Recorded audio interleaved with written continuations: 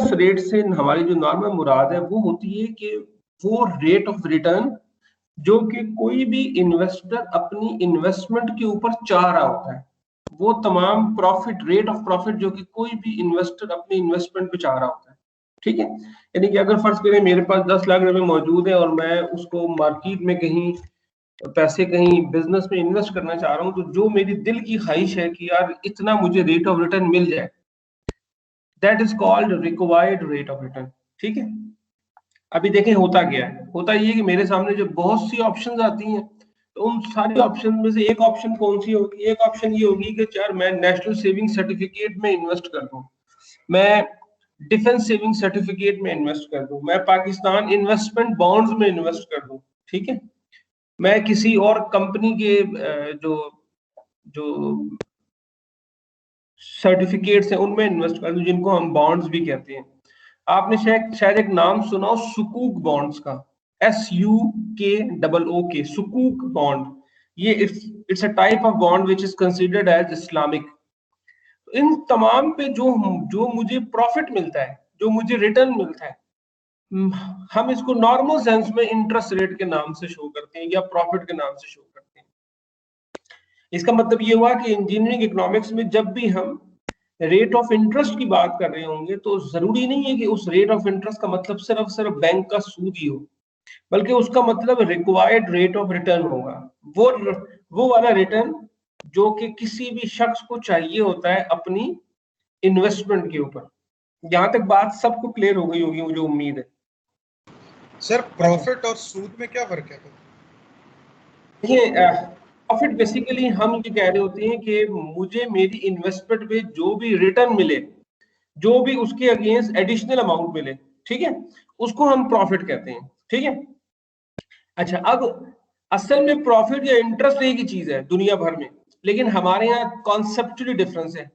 हम बेसिकली ये कहते हैं कि सूद या इंटरेस्ट वो अमाउंट है जो कि आपको आपकी इन्वेस्टमेंट के अगेंस्ट मिल रहा हो और जो टाइम के साथ रिलेटेड हो, जिसका प्रॉफिट एंड लॉस के साथ ताल्लुक ना हो। एक तो जो टाइम के साथ रिलेटेड हो, दूसरा वो अमाउंट फिक्स्ड हो। ठीक है, वो अमाउंट फिक्स्ड हो अंडर कॉन्ट्रैक्ट, यानी कि मैंने आपके साथ डील ये की कि मैं आपको पैसे दूंगा और आप उस पैसे के अगेंस्ट मुझे इतने पैसे एडिशनल देंगे। ठीक है, अब इसमें हुआ क्या, पहली बात तो ये है कि मैंने प्रॉफिट एंड लॉस की बात नहीं की, मैंने आपसे कहा कि तुमने मुझे इतने पैसे एडिशनल देनी है और ये कॉन्ट्रैक्ट हो गया। ठीक है, दूसरी बात कि ये जो लिंक है, इस लिंक का ताल्लुक टाइम के साथ है।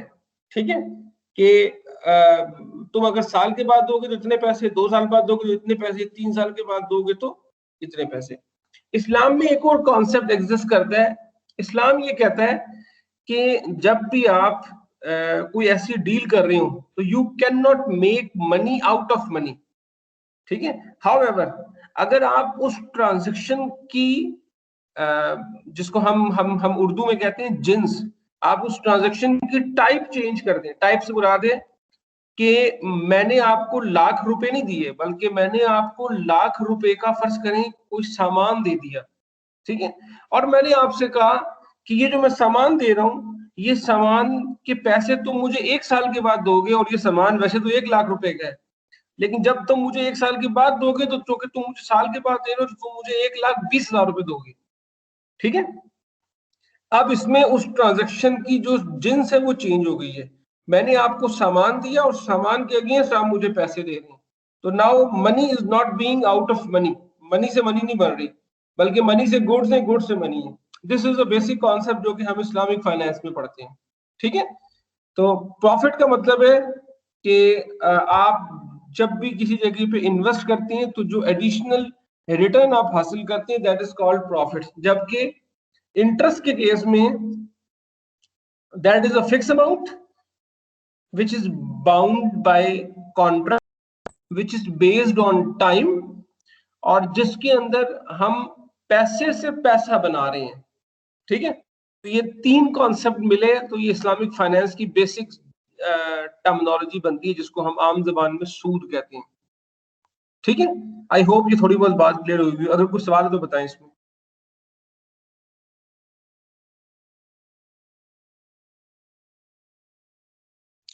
सर इस्लामिक फाइनेंस में ये अलाउड है, जो भी आपने बात की कि गुड्स के जो प्राइस है वो इंक्रीज हो जाती है, मतलब 20,000 रुपए जो एडिशनल हुए, ये वो प्राइस इंक्रीज हो गई थी गुड्स की, इस वजह से ये अलाउड है? जी बिल्कुल। ये जितनी इस्लामिक फाइनेंस में आपने एक अगर टर्मिनोलॉजी सुनी हो, इजारा या मुराबहा, उसमें यही वाली तरीक़ेकार इस्तेमाल होता है कि जब हम आपको गाड़ी लीज पे दे रहे होती है ना, तो हम आपसे कहते हैं कि हम आपको पैसे नहीं दे रहे, हम आपसे कहते हैं कि हम आपको ये गाड़ी दे रहे हैं और चूंकि इसकी इंस्टॉलमेंट आपने हमें 5 साल में देनी है, तो उस 5 साल में उसकी कीमत बढ़ जाती है। मैं ये कहता हूँ कि ये 5 लाख रुपए की गाड़ी है, लेकिन मैं आपको बेच रहा हूँ, और मैं आपको कितने की बेच रहा हूँ, मैं आपको 8 लाख रुपए की बेच रहा हूँ, और आपने ये 8 लाख रुपए मुझे अगले 5 सालों में किस्तों में देने हैं।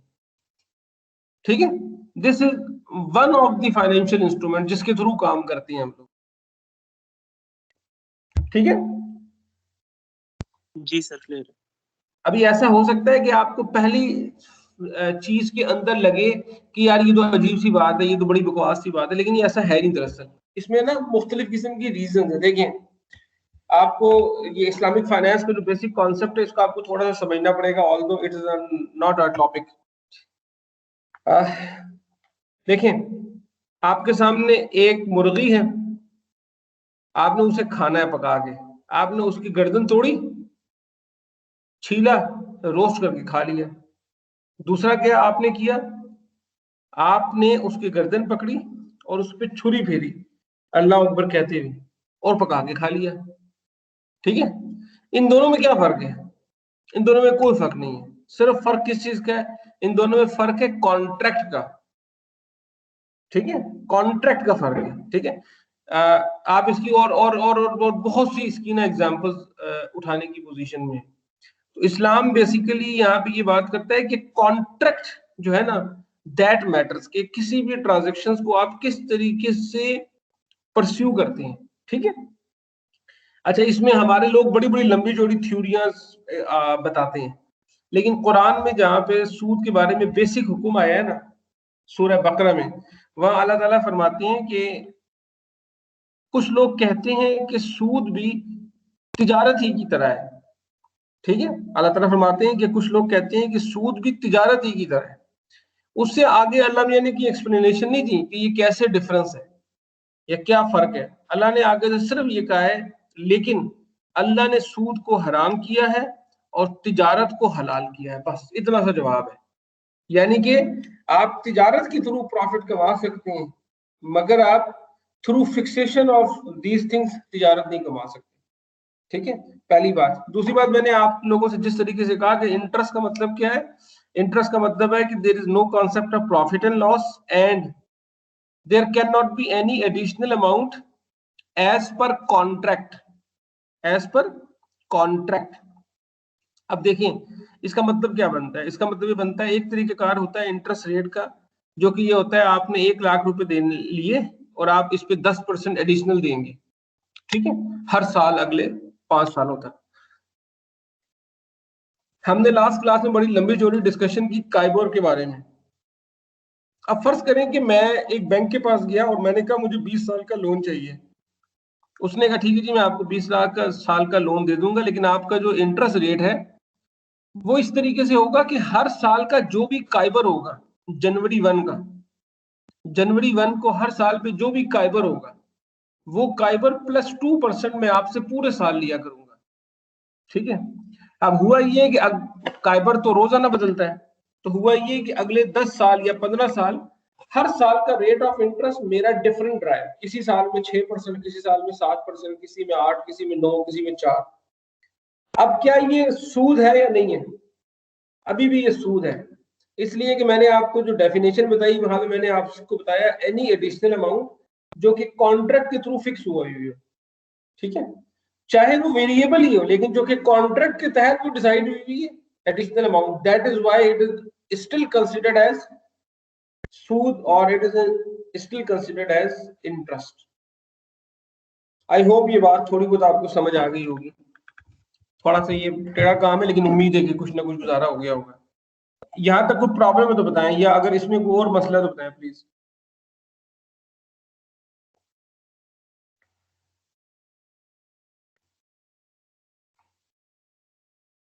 Everything is clear? Yes sir, carry on. जी सर, जी जी। अच्छा जी, अब ये जो रिक्वायर्ड रेट ऑफ रिटर्न है ना, इसके अंदर कुछ चीजें बड़ी इंपॉर्टेंट है। देखिए, पहला तो लफ्ज है required rate of return. Required का मतलब है कि मैं या आप जब पैसे इन्वेस्ट करते हैं तो हम कितना रिटर्न चाह रहे होती हैं। अच्छा, असल में ये जो रिक्वायर्ड रेट ऑफ रिटर्न है ना, थ्योरेटिकली ये कुछ चीजों पे बेस करता है। देखिए, सबसे पहले आप ये बात समझ लें कि इंसान के पास जितना भी पैसा हो ना, वो खर्च करने के लिए हमेशा थोड़ा होता है। ठीक है, आप मोटरसाइकिल खरीदने से शुरू करते हैं, आपका शौक, और फिर वो गाड़ी पे पहुंचता है, फिर गाड़ी मेहरान से सिविक पहुंचता है, सिविक से कैमरे पहुंचता है, उसके बाद लोग जहाज खरीदते हैं, उसके बाद लोग क्या नाम है, यॉट्स खरीदते हैं, लोग मकान खरीदते हैं, लोग फिर आइलैंड्स खरीदते हैं, सारा कुछ करते हैं। ठीक है, इसका मतलब है there is money is always scarce, जितनी भी हो। इस सिचुएशन में कोई भी शख्स जब ऐसे इन्वेस्ट करने की बात करता है कि अच्छा यार, ये जो 10 लाख रुपए है, या ये 10 करोड़ रुपए है, या ये 10 अरब रुपए है, मैं ये इन्वेस्ट करूंगा। क्योंकि वो इन्वेस्ट कर रहा है, इसका मतलब है somehow he is deferring his consumption. वो अपनी कंजम्पशन को डेफर कर रहा है, वो अपनी कंजम्पशन को for the time being hold कर रहा है। क्योंकि एक शख्स अपनी कंजम्पशन को for the time being hold कर रहा होता है, दैट इज व्हाई वो ये चाहता है कि उसे इस कंजम्पशन को होल्ड करने के नतीजे में कुछ फायदा मिले। वो जो इंटरेस्ट है, वो जो फायदा है जो उसको कंजम्पशन होल्ड करने पर मिलता है, that is considered as pure rate of interest. उसको हम प्योर रेट ऑफ इंटरेस्ट कहते हैं। यानी कि हुआ ये, आपके पास 1 लाख रुपए मौजूद थे और आपका दिल कर रहा था कि यार मैं एक नया होंडा 125 खरीद लूं। पता नहीं वो 1 लाख रुपए का आता है नहीं आता, खैर। तो आपने कहा जी मैं, लेकिन आपने कहा नहीं, मैं एक काम करता हूँ, मैं 1 साल होल्ड करता हूँ और 1 साल के बाद इसको खरीदूंगा। अब चूंकि आपने अपनी होंडा 125 की जो परचेज थी उसको होल्ड किया है, तो आप ये चाहेंगे कि ये 1 लाख रुपए के बदले मुझे 1 साल के बाद फर्ज करें 1,10,000 रुपए मिल जाए। तो ये जो आप 10% एडिशनल चाह रहे हैं, that is considered as pure rate of interest. अच्छा, अब हुआ ये कि आपने उस न अपनी कंजम्पशन को होल्ड कर लिया, 1 साल के बाद आपको 1,10,000 रुपए मिल गए। लेकिन उस वक्त तक जब आपने साल के बाद पहुंचे तो आपको पता चला कि मोटरसाइकिल भी 1,10,000 रुपए का हो चुका है। ठीक है, अगर मोटरसाइकिल भी 1,10,000 रुपए का हो चुका है तो आपको एडिशनली कुछ नहीं मिला। आप 1 साल पहले भी मोटरसाइकिल खरीद रहे थे, आज भी मोटरसाइकिल खरीद रहे हैं, इसका मतलब है आपको तो कोई फायदा नहीं हुआ। इसका मतलब ये हुआ कि आपकी ये ख्वाहिश होगी कि मुझे इसके अलावा कंपनसेशन फॉर इन्फ्लेशन भी मिले। यानी कि आप ये चाहेंगे कि यार एक तो मुझे कुछ एडिशनल मिले, प्लस अगर महंगाई हो गई है तो उस महंगाई के हिसाब से मुझे उसके पैसे भी मिले, ताकि ये जो 1,10,000 का मोटरसाइकिल हो गया, अगर ये मुझे फर्ज करें 1,15,000 मिल जाए, तो फिर क्या होगा कि मैं 1,10,000 का मोटरसाइकिल खरीद दूंगा और 5,000 रुपये मेरे पास एडिशनल होगा। तो रिक्वायर्ड रेट ऑफ रिटर्न का एक component pure rate of interest हो गया, दूसरा कंपोनेंट कंपनसेशन फॉर इन्फ्लेशन हो गया। तीसरा कंपोनेंट इसी लिहाज से, क्योंकि आप अपना 1 लाख रुपए को इन्वेस्ट कर रहे हैं और आप रिस्क ले रहे हैं, अगर वो एक रिस्क की सिक्योरिटी है, उस सिचुएशन में क्या हुआ कि आपको रिस्क प्रीमियम भी चाहिए। रिस्क प्रीमियम का मतलब होता है वो वाली अमाउंट जो आपको मिल रही है रिस्क लेने के लिए। ठीक है, तो रिक्वायर्ड रेट ऑफ रिटर्न के ये 3 कंपोनेंट होते हैं बेसिकली, थ्योरेटिकली ये 3 कंपोनेंट होते हैं: pure rate of interest, compensation for inflation and risk premium. इसको हम एक ना एग्जांपल के थ्रू समझने की कोशिश करते हैं। ये बात याद रखिए कि ये इन तीनों का हो गया। ये एक मैंने एग्जांपल बनाई थी just to make it sure कि ये कॉन्सेप्ट किस तरीके से काम करता है। फर्ज करें एक साहब है जो कि यूएस में बैठे हैं, जॉन उनका नाम है, वो चाह रहे हैं कि 100 मिलियन डॉलर जो है वो ना इन्वेस्ट करना चाह रहे हैं। और उनके सामने जो कंट्रीज है वो 3 कंट्रीज है, Pakistan, Bangladesh and maybe India. Okay, अब फर्ज करें कि ये जॉन है, इसके पास क्योंकि पैसे बहुत ज्यादा हैं, तो इसने कहा यार बस ठीक है, मुझे अगर थोड़ा सा इंटरेस्ट भी मिले ना तो मैं इन्वेस्ट कर दूंगा। तो पाकिस्तान के केस में चूंकि आपको पता है रिक्वायर्ड रेट ऑफ रिटर्न के 3 कंपोनेंट है, सबसे पहले हमने जब देखा, उसने कहा जी कि एक तो प्योर रेट ऑफ इंटरेस्ट का ताल्लुक किसके साथ है, जॉन के साथ है। यानी कि जॉन ने ये डिसाइड करना है कि वो कितने % इंटरेस्ट मिले तो वो इन्वेस्ट करना चाहेगा। फर्स्ट करें जॉन ने ये प्लान किया कि जी 3% मेरा प्योर रेट ऑफ इंटरेस्ट है, ठीक है। ये अब कहीं लिखा हुआ नहीं है, लेकिन ये उसके माइंड में कहीं मौजूद है कि उसका प्योर रेट ऑफ इंटरेस्ट 3% है। यानी कि अगर फर्स्ट करें उसको 3% से कम मिल रहा है तो फिर वो कहेगा यार दफा करो इन्वेस्टमेंट को, पैसे को कंज्यूम करो और जिंदगी को एंजॉय करो। 2% पे क्या मैं पैसे सेव करूं, फर्स्ट करें उसकी थिंकिंग है। अच्छा, वो जिस मुल्क में रह रहा है वहां पर रेट ऑफ इन्फ्लेशन 4% के करीब है, तो वो ये चाह रहा है कि उसको इन्फ्लेशन का भी बेनिफिट मिल जाए।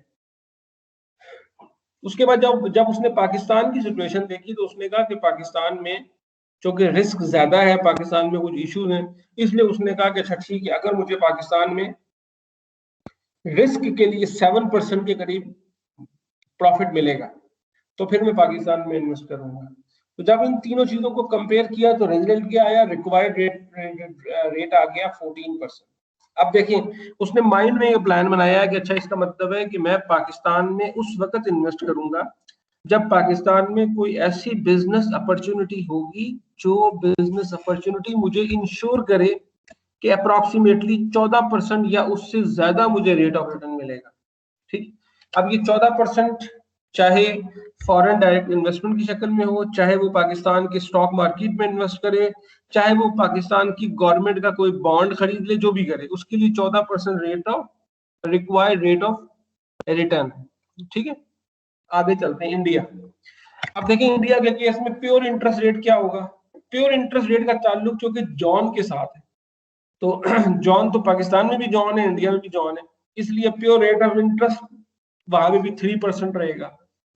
रेट ऑफ इन्फ्लेशन, इसका ताल्लुक चूंकि जॉन के मुल्क के साथ है इसलिए ये 4% भी सेम रहेगा। तीसरा फैक्टर आ गया रिस्क प्रीमियम। रिस्क प्रीमियम का ताल्लुक इंडिया के साथ है कि जी इंडिया में रिस्क प्रीमियम कितना है। अब यहाँ पे हम फर्ज करें हम ये देखते हैं और मैं थोड़ा सा बाइस्ड हो गया हूँ और मैंने कहा यार कि चलो इंडिया का मैं रिस्क प्रीमियम थोड़ा सा छोटा कर दूं, मैंने कहा वहां पे जरा रिस्क कम है और मैंने कहा जी वहां पे रिस्क प्रीमियम जो है वो सिर्फ 5%। इसलिए अब इंडिया के केस में जो रिक्वायर्ड रेट ऑफ रिटर्न है वो 12% आ गया। इसका मतलब है अब जॉन पाकिस्तान में उस वक्त इन्वेस्ट करेगा अगर उसे 14% मिल रहा हो, इंडिया में उस वक्त इन्वेस्ट करेगा अगर उसे 12% मिल रहा हो। सिमिलर एग्जांपल को मैं अगर एक्सटेंड करूं तो बांग्लादेश के केस में मैंने रिस्क प्रीमियम मजीद थोड़ा कर दिया है और मैंने वहां पे क्या दिया, ये रिक्वायर्ड रेट ऑफ रिटर्न 11%। अब आप देखें जॉन के सामने ये 3 ऑप्शन है और जॉन ने इन तीनों की वर्किंग कहीं ना कहीं बना ली है। तो जॉन कह रहा है कि बांग्लादेश में मैं उस वक्त इन्वेस्ट करूंगा अगर मुझे 11% के ऊपर भी मिल जाए और पाकिस्तान में उस वक्त इन्वेस्ट करूंगा जिस वक्त मुझे 14% तक मिले, ठीक है। ये अब उसकी अपनी उसने वर्किंग बना दी है रिक्वायर्ड रेट ऑफ रिटर्न के लिहाज से। अच्छा, अब हर शख्स की इसी तरीके से अपनी अपनी वर्किंग होगी। मेरे पास फर्ज करें 1 लाख रुपए मौजूद हो तो मेरा दिल करेगा कि मुझे बस कोई, मैं उसको 1 लाख रुपए आज दूं तो कल मुझे 2 लाख रुपए दे दे, तो this is my required rate of return. लेकिन जाहिर है क्योंकि आज की दुनिया में कैपिटल मार्केट, फाइनेंशियल मार्केट बहुत स्टैब्लिश हो चुकी है, तो उस सिचुएशन में क्या होगा, उस सिचुएशन में होगा ये कि इतना रिक्वायर्ड, इतना रेट ऑफ रिटर्न तो कहीं भी अवेलेबल नहीं होगा। तो फिर क्या होगा, फर्ज करें गवर्नमेंट ऑफ पाकिस्तान कहती है जी हम तो आपको 10% देने की सिचुएशन में। अब मेरे पे डिपेंड करता है कि मैं अगर चाह रहा हूँ 10% पे इन्वेस्ट करना, हालांकि मेरा रिक्वायर्ड रेट कितना है, फर्ज करें 50%, लेकिन जो कि ऑप्शन सिर्फ 10% की मौजूद है, इसलिए अब मेरी मर्जी है कि मैं अगर 10% पे इन्वेस्ट करना चाह रहा हूँ तो मैं 10% पे इन्वेस्ट कर दूं। अगर 10% पे फर्ज करें कि मैं नहीं जा रहा तो फिर मेरे सामने ये ऑप्शन मौजूद है कि मैं उस पैसे को आराम से कंज्यूम करूं और अपनी जिंदगी को सुकून में लेकर आऊं, ठीक है। This is the idea of required rate of return. ये विद इन द कंट्री भी ऐसी काम करता है और इंटरनेशनली भी ऐसी काम करता है, ठीक है। मिसाल के तौर पर पाकिस्तान के केस में रिस्क प्रीमियम का क्या मतलब होगा। पाकिस्तान के केस में रिस्क प्रीमियम का मतलब ये हो सकता है कि मेरे पास 5 लाख रुपए हैं, अब मैं ये चाह रहा हूं कि मैं स्टॉक मार्केट में इन्वेस्ट करूं या मैं पाकिस्तान का नेशनल सेविंग सर्टिफिकेट खरीद लूं।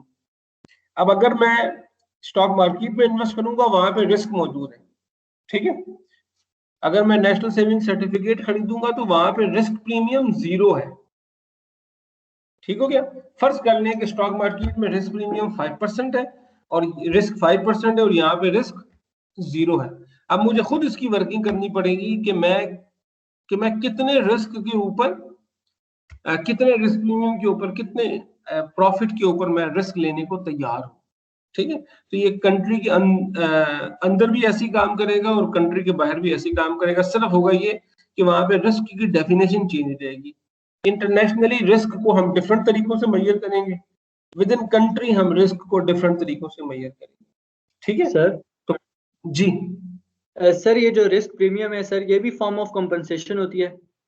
यस, ये basically risk premium is a compensation, very rightly, ठीक है। यानी कि मिसाल के तौर पर फर्ज करें कि मैंने जब पिछली 1 साल की वर्किंग देखी तो मुझे ये नजर आया कि नेशनल सेविंग सर्टिफिकेट 10% इंटरेस्ट दे रहा है, प्रॉफिट दे रहा है, और पाकिस्तान की जो स्टॉक एक्सचेंज है वो एवरेज में साल का 12% इंटरेस्ट दे रही है, ठीक है। इसका मतलब है कि नेशनल सेविंग सर्टिफिकेट और स्टॉक मार्केट के अंदर जो प्रॉफिट का डिफरेंस है वो सिर्फ किस चीज का है, 2% का, है ना।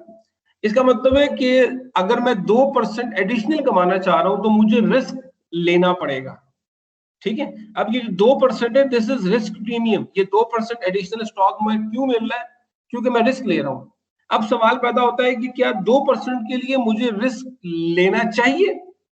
अब इसका जवाब मेरी नजर में कुछ और होगा कि मैं कहूंगा नहीं यार नहीं लो, 2% के लिए। हो सकता है आप रिस्क लवर हो और आपके नहीं कोई मसला नहीं, हम रिस्क ले लेंगे, तो फिर ये पर्सन टू पर्सन वेरी करेगा, but this is compensation for risk, you are right, ठीक है। Yes sir. ओके अब ये जो रिक्वायर्ड, आप जितने इंजीनियरिंग इकोनॉमिक्स के प्रॉब्लम देखेंगे बहुत सी जगहों पे इंटरेस्ट रेट की बजाय जो लफ्ज लिखा होगा वो लिखा होगा रिक्वायर्ड रेट ऑफ रिटर्न, ठीक है, कि हमारा रिक्वायर्ड रेट ऑफ रिटर्न क्या है। इस तरह कंपनीज का भी रिक्वायर्ड रेट ऑफ रिटर्न ही होता है नॉर्मली, वो फिर इंटरेस्ट रेट की बात नहीं करती, ठीक है। अच्छा, इससे जो नेक्स्ट जो टॉपिक हमने आज के लिए जो आप लोगों के साथ वीडियो में शेयर किया था, that was related to nominal and effective interest rate.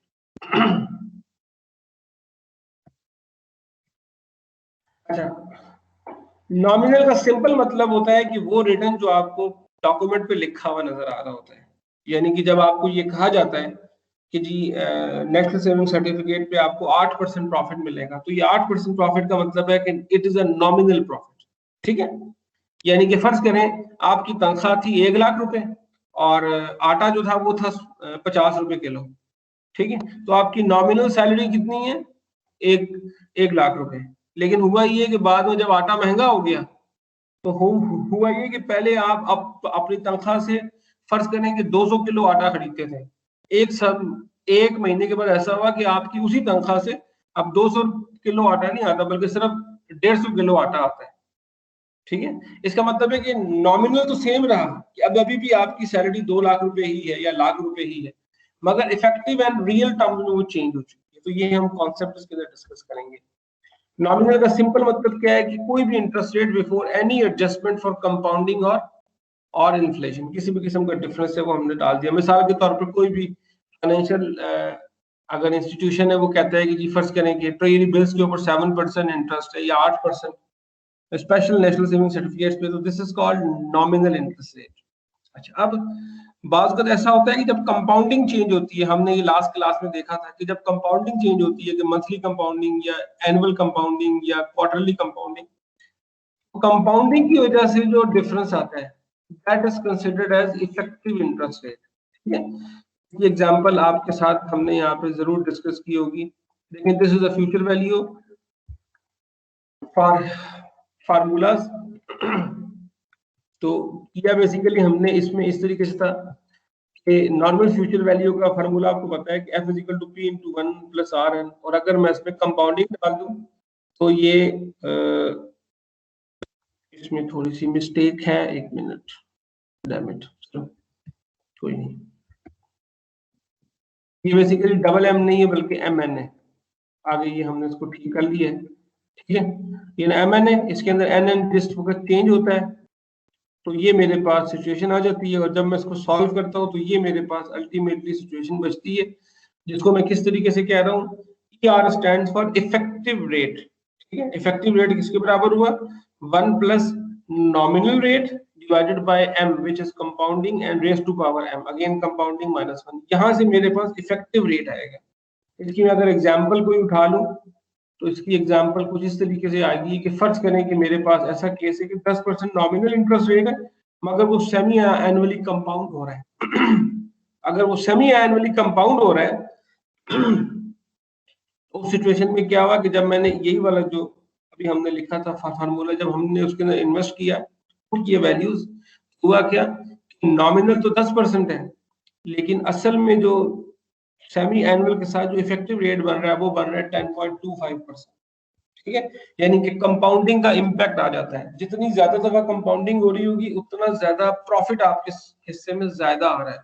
इसी तरीके से जब हमने कंपाउंडिंग क्वार्टरली की तो वो 10% का nominal interest rate shifted to 10.38, और जब हमने उसकी कंपाउंडिंग वीकली की तो nominal interest rate shifted to 10.51%। This is the difference between nominal interest rate and effective interest rate. Effective interest rate का फार्मूला आपने देख लिया कि हमने इसको किस तरीके से निकालना है।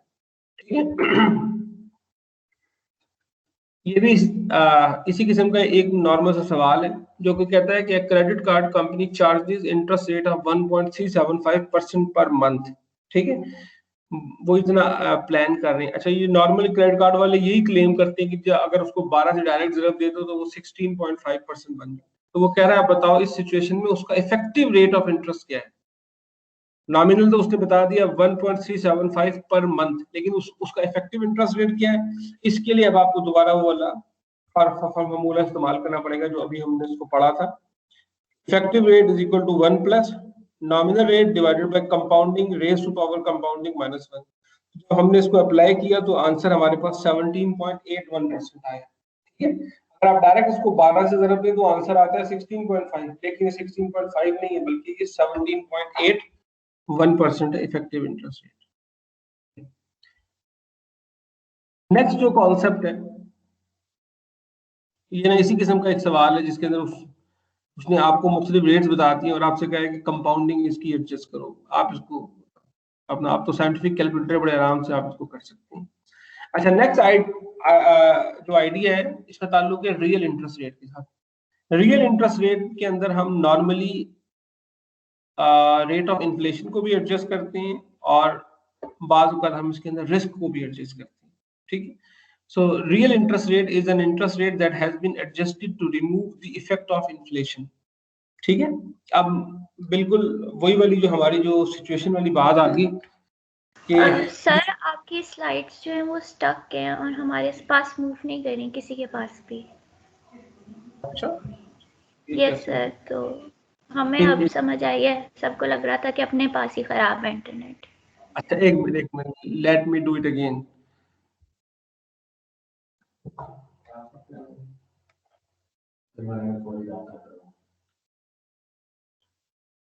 कौन कह रहा है?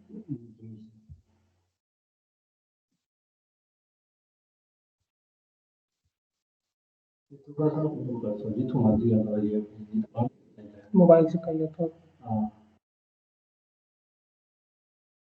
Yes sir. अब आ गई आप लोगों को स्क्रीन? यस सर, अब यस सर। तो आपने यानी कि शुरू से नहीं देखी, इसका मतलब है?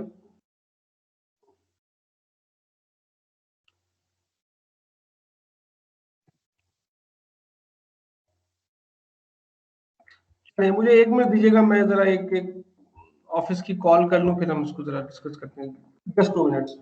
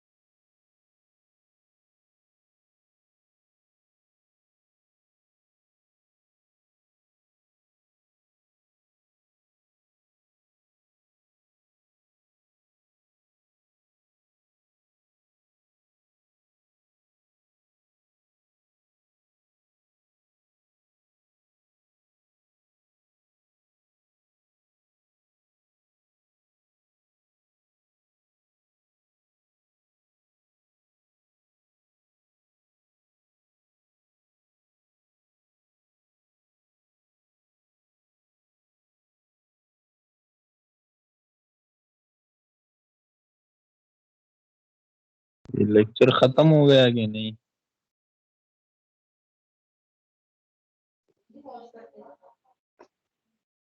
आप लोगों को मेरी आवाज आ रही थी कि नहीं आ रही थी?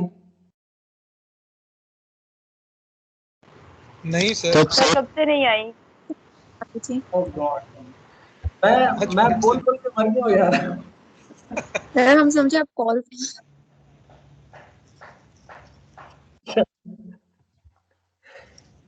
मेरे साथ कुछ शोर हो रहे हैं। सर आपका माइक ऑफ था। सर आपका माइक ऑफ था। वो ऑन ऑफ करना होता है सर।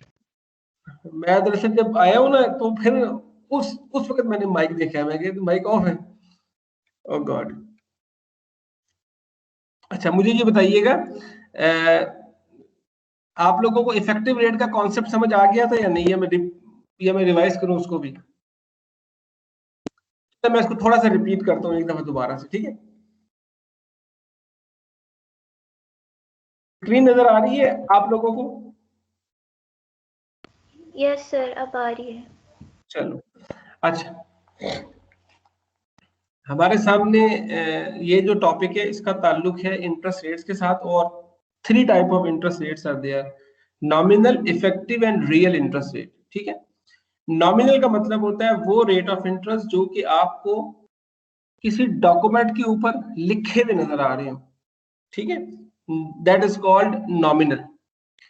अच्छा, अगर फर्ज करें कि मैं एक बैंक के पास जाऊं और मैं उससे कहूं कि यार मुझे लोन चाहिए, और वो मुझे कहे जी 10% रेट ऑफ इंटरेस्ट हम लेंगे, और वो 10% जो है वो कंपाउंडिंग होगी साल में 4 दफा, और दूसरा बैंक कहे कि हम भी आपसे 10% लेंगे लेकिन कंपाउंडिंग होगी साल में 12 दफा, तो आपको पता है कि जितनी कंपाउंडिंग बढ़ती है उतना ज्यादा एक्सपेंस बढ़ता है। ठीक है, इस सिचुएशन में जो कंपाउंडिंग के बाद का डिफरेंस है that is called effective interest rate. ठीक है, नॉमिनल वो हो गया जो कि क्लियर लिखा हुआ है किसी भी सर्टिफिकेट के ऊपर। इफेक्टिव कौन सा हो गया? इफेक्टिव वो हो गया जिसके अंदर कंपाउंडिंग का इम्पैक्ट आ जाए। ठीक है, डेली, वीकली, मंथली और क्वार्टरली। इसकी अगर हम एक छोटी सी एग्जांपल देख लें, इफेक्टिव रेट ऑफ इंटरेस्ट हम कैसे निकालते हैं, तो आप देखिए आपके सामने फ्यूचर वैल्यू का कॉमन सा प्रिंसिपल मौजूद है, एक्सप्रेशन मौजूद है कि f is equal to p into 1 plus r raise to power n। ठीक है, और कंपाउंडिंग के केस में क्या होता है? f is equal to p into 1 plus i over m raise to power mn। तो अगर मैं इन दोनों को बराबर कर दूं, because right hand side is equal to left side, दोनों बराबर होंगी, सिचुएशन में क्या हुआ मेरे पास? p is equal to 1 plus r raise to power n is equal to p into 1 plus i over m raise to power mn। p के साथ कैंसिल हो जाएगा, n के साथ कैंसिल हो जाएगा, आपके पास सिंपल एक्सप्रेशन बच जाएगा 1 plus r is equal to 1 plus i over m raise to power m। और 1 को इधर ले आऊं तो ये मेरे सामने बड़ा क्लियर एक एक्सप्रेशन आ गया। और इस एक्सप्रेशन को क्या मैं बोल रहा हूँ? मैं इसको बोल रहा हूँ इफेक्टिव रेट। मैं कह रहा हूँ इफेक्टिव रेट किसके बराबर है? 1 plus nominal rate divided by m raise to power m minus 1। This is the idea of effective interest rate. कि नॉमिनल का मतलब है वो वाला जो कि बुक्स में लिखा हुआ है, इफेक्टिव का मतलब सॉरी स्क्रीन स्टक है। स्क्रीन पे nominal versus real interest rate है।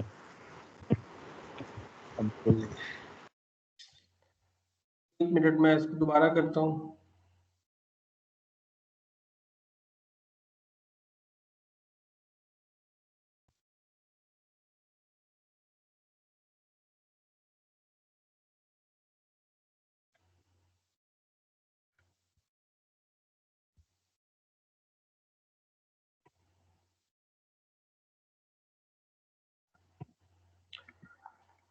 सही है, nominal versus effective interest rate का स्क्रीन आ रही है आपके सामने? Yes sir. ओके,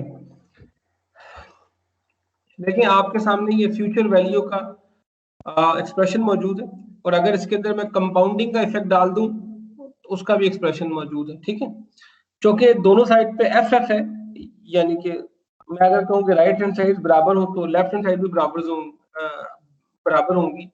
वो सिंपल मैथमेटिक्स के तहत दोनों चीजें बराबर आ गई। अगर मैं दोनों साइड से p को भी कैंसिल कर दूं और n को भी कैंसिल कर दूं तो मेरे पास ये एक्सप्रेशन आ जाता है सिंपल सा, 1 plus r is equal to 1 plus i over m raise to power m। तो यहाँ से मेरे पास इफेक्टिव इंटरेस्ट रेट का कॉन्सेप्ट आ गया। ठीक है।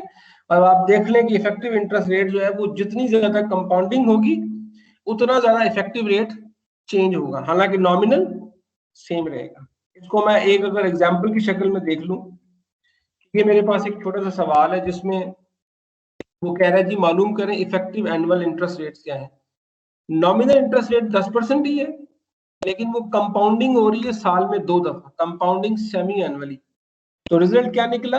रिजल्ट कुछ इस तरीके से निकला है कि जब मैंने इसके ऊपर ये जो एक्सप्रेशन है जब मैंने इसके ऊपर अप्लाई किया तो हुआ क्या कि 1 + 0.1 विच इज सर टेकन आपकी एज एग्जाम्पल वाली स्लाइड शो नहीं हुई। हम अभी तक उसी में हैं जहाँ पर फॉर्मूला लिखे हुए हैं।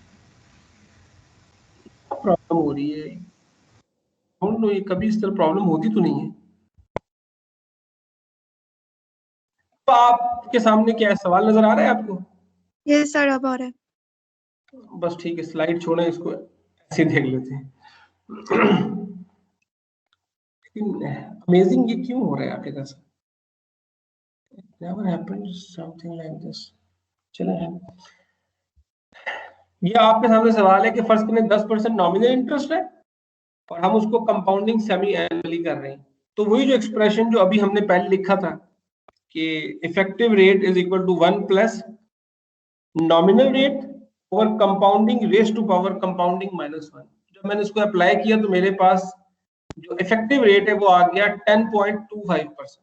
ठीक है, नॉमिनल वैसे 10% ही अभी भी, लेकिन इफेक्टिव कितना आ गया 10.25%। सिमिलरली अगर कंपाउंडिंग क्वार्टरली हो रही है ये फिगर कितनी होगी 10.38%, और अगर कंपाउंडिंग वीकली हो रही है तो ये फिगर कितनी होगी 10.51%।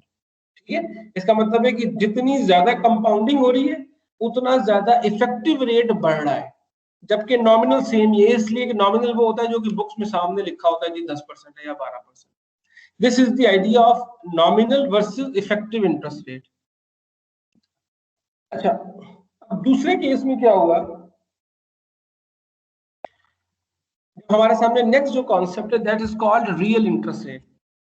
स्लाइड नजर आ रही है आप लोगों को रियल इंटरेस्ट रेट की भी?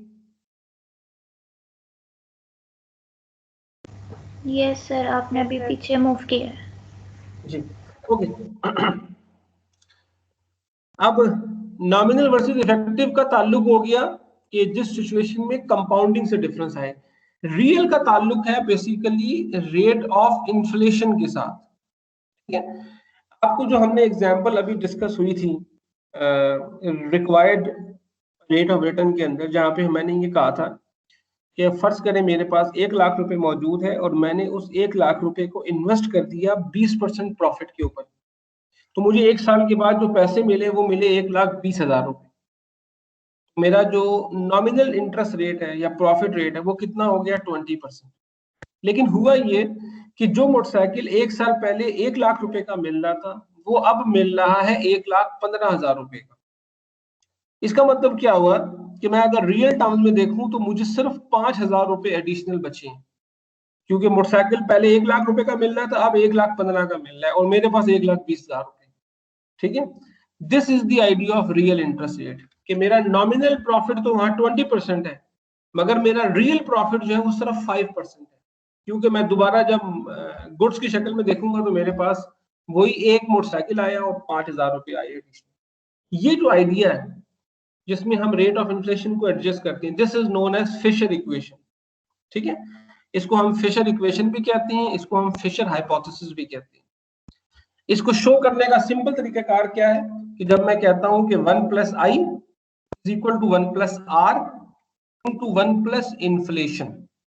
ठीक है, इस इक्वेशन से एक और बात समझ आती है, वो बात ये समझ आती है कि समटाइम्स और बहुत दफा ऐसा भी हो सकता है कि आपका नॉमिनल इंटरेस्ट रेट कम हो जाए और रियल और महंगाई की जो शरह है रेट ऑफ इन्फ्लेशन वो बढ़ जाए।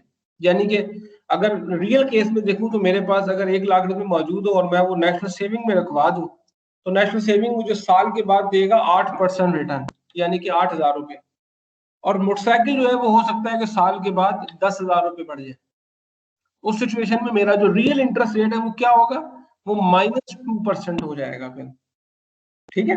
So this is the idea, जिसको फिशर इक्वेशन इस तरीके से शो करता है कि 1 + i = 1 + r × 1 + इन्फ्लेशन। आप अगर रिक्वायर्ड रेट का कॉन्सेप्ट उठाएं और ये जो r है इसको आप समझने की कोशिश करें कि ये r प्योर इंटरेस्ट रेट है, तो फिर आप ये भी कर सकेंगे कि 1 + pure rate × 1 + inflation × 1 + risk premium.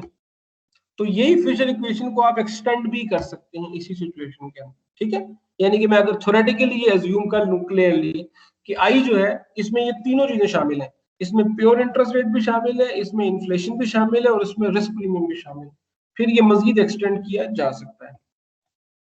ये एक छोटी सी एग्जांपल आप अगर देख लें जिसमें उन्होंने कहा है कि नेशनल सेविंग सर्टिफिकेट जो है वो 8% इंटरेस्ट रेट ऑफर कर रहे हैं, जबकि पाकिस्तान में जो रेट ऑफ इन्फ्लेशन है दैट इज 6%।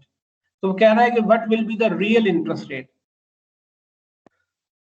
यहाँ बताने वाली बात बेसिकली ये है कि आप देख लें कि जब मैं इसके ऊपर फार्मूला अप्लाई करूंगा फिशर इक्वेशन का, फिर क्या होगा, और मेरे पास एग्जैक्टली जो रियल जो इंटरेस्ट रेट है वो एग्जैक्टली 2% नहीं आ रहा, बल्कि वो लेस देन 2% आ रहा है, ठीक है। इसलिए कि हम real interest rate direct minus नहीं कर रहे होते, बल्कि हम उसको एक मैथमेटिकल इक्वेशन के अंदर हैंडल कर रहे होते हैं, और उस मैथमेटिकल इक्वेशन के अंदर कुछ और फिनोमेना भी एग्जिस्ट कर रहा है। तो इस सिचुएशन के अंदर जो रियल इंटरेस्ट रेट है वो 1.887% आ गया, और इस इक्वेशन से मुझे ये भी बात क्लियर होगी कि इसका मतलब है रियल इंटरेस्ट रेट माइनस हो सकते हैं, और रियल इंटरेस्ट रेट पाकिस्तान में बहुत अर्सा माइनस रहे हैं, इवन आजकल भी माइनस है। वो इसलिए कि आजकल भी पाकिस्तान में महंगाई की शरह ज्यादा है और नॉमिनल इंटरेस्ट रेट कम है। रियल इंटरेस्ट रेट माइनस होने के क्या क्या नुकसान हो सकते हैं, किसी को कोई आइडिया है, कोई एक्सप्लेन कर सकेगा कि अगर पाकिस्तान में रियल इंटरेस्ट रेट माइनस हो तो क्या नुकसान होगा पाकिस्तान में? एनीवन?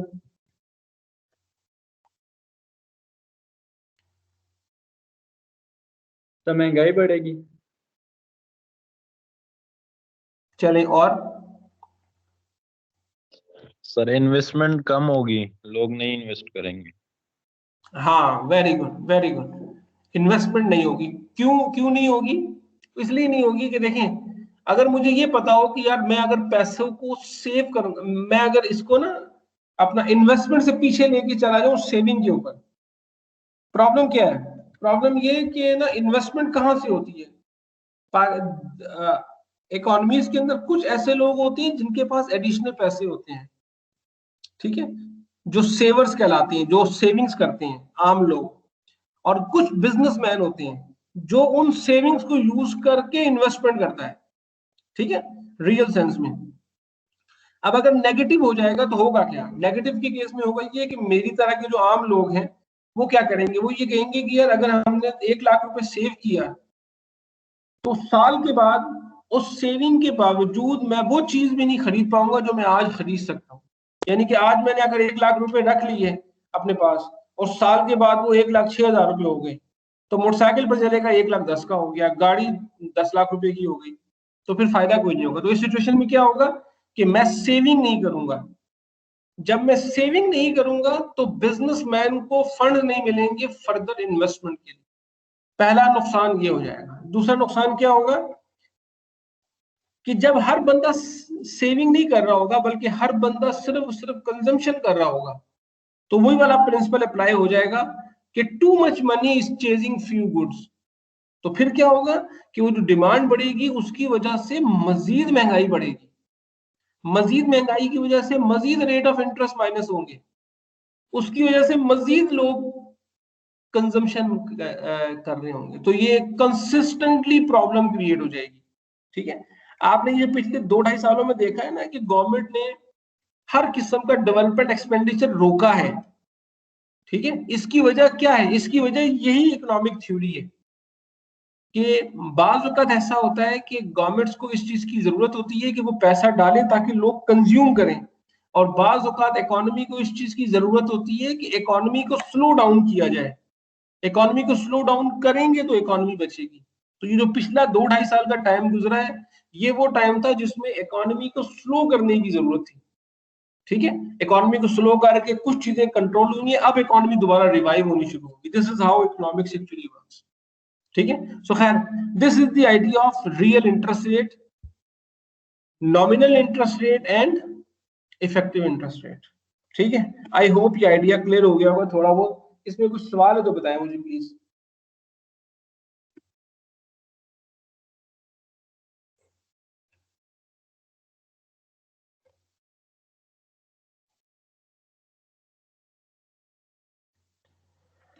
चलें, आई होप कोई सवाल नहीं है और मेरा माइक ऑन है। ठीक है, हाँ शुक्र है ऑन है। अच्छा जी,